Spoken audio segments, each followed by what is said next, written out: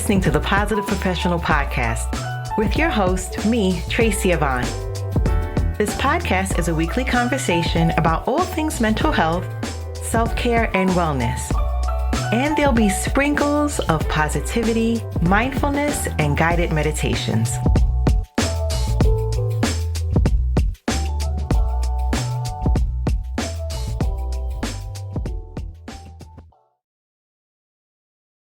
Have you heard of Vurbl?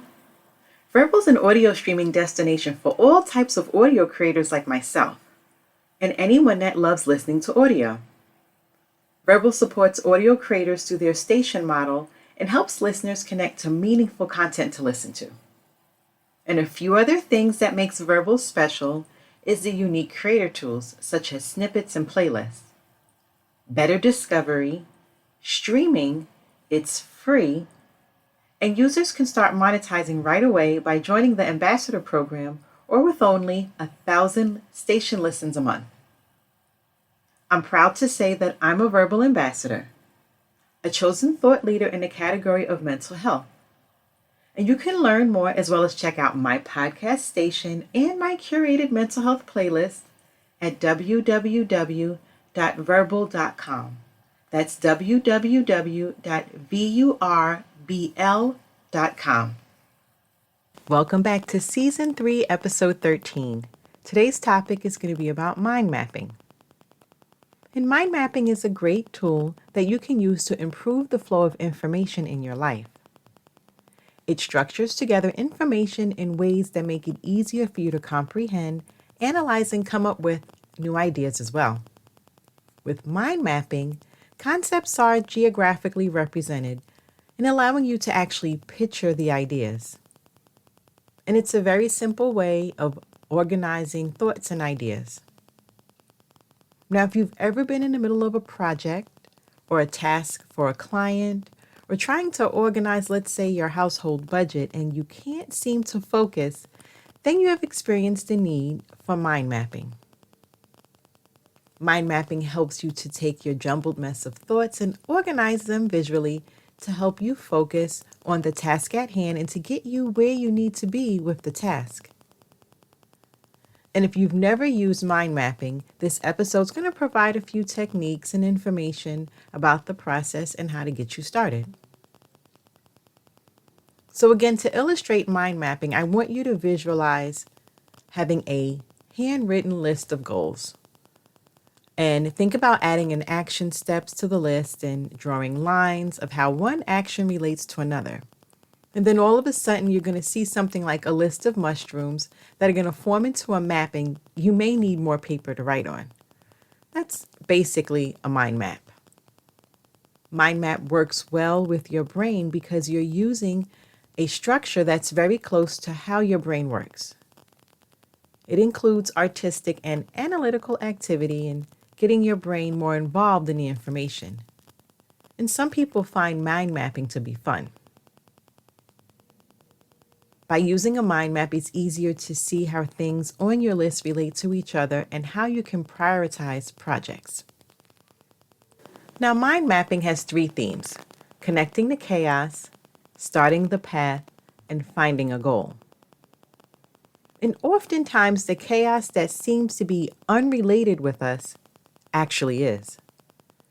For example, you may be thinking about a PTA meeting you have the next day, but you're also thinking about your kid's soccer practice alongside grocery shopping and dinner.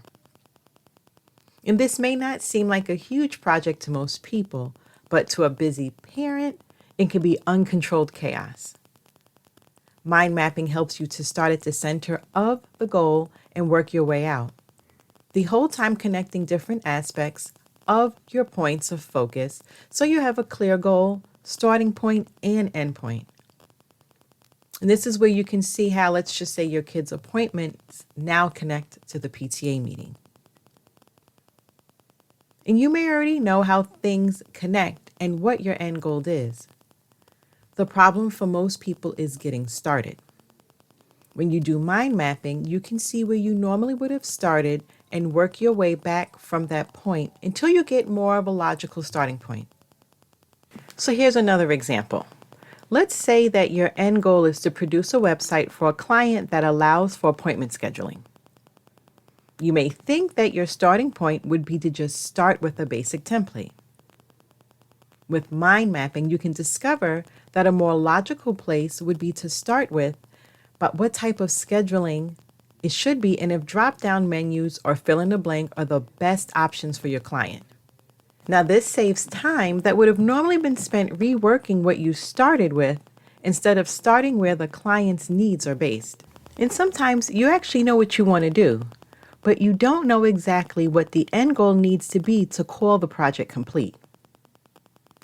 Your mind mapping can help with this. And it can also help you to develop a clearer path to that goal, and a goal that is healthier and produces more happiness for you than you first imagined. And you can see where the path is taking you and how the path may continue beyond your original thoughts. So I'll explain more in the next segment. Today's episode is brought to you by Ivy Elite Training. Are you looking for low-cost professional development workshops, topics like emotional intelligence, diversity and inclusion, and more? Then visit www.ivyelitetraining.com. That's www.ivyelitetraining.com.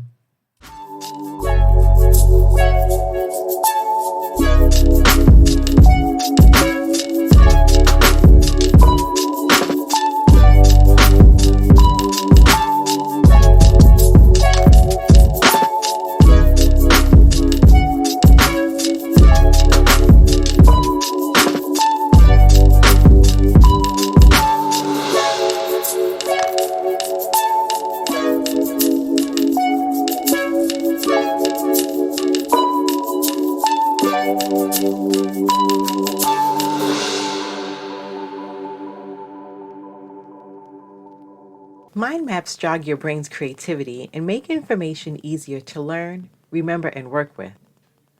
Mind maps allow you to envision the big picture and how each part contributes to it. Mind maps also help you to focus on the important projects and tasks that are most beneficial for your business, career, and personal life. So there are various uses for mind mapping. Mind maps are a new way of formulating a list of ideas into a visual plan. Mind maps are great for taking notes as well, making notes much easier for students to visualize and remember. And when it comes to memorizing and studying information, mind maps can make the job easier and less time-consuming. Mind maps also simplify problem solving and planning. They work wonderfully for presenting information from simple to complex. And if you're trying to find a way to get that creativity flowing, a mind map may be the perfect solution.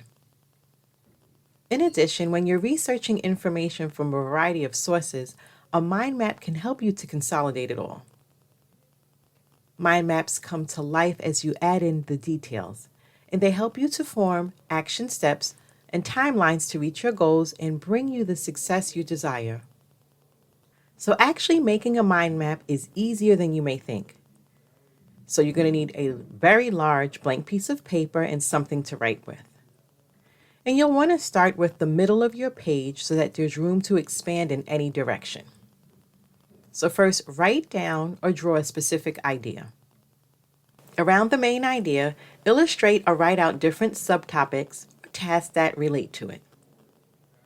Draw lines to connect your subtopics to the main idea.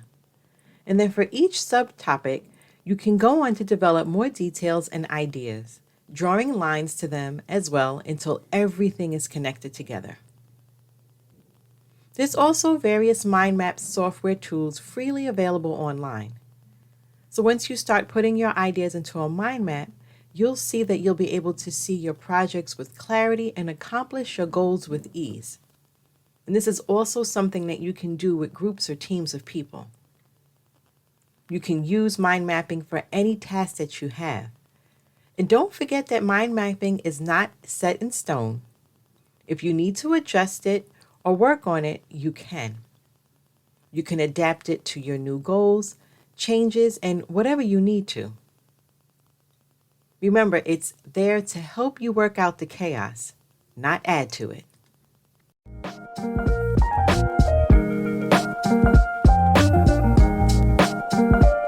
listening and supporting this podcast.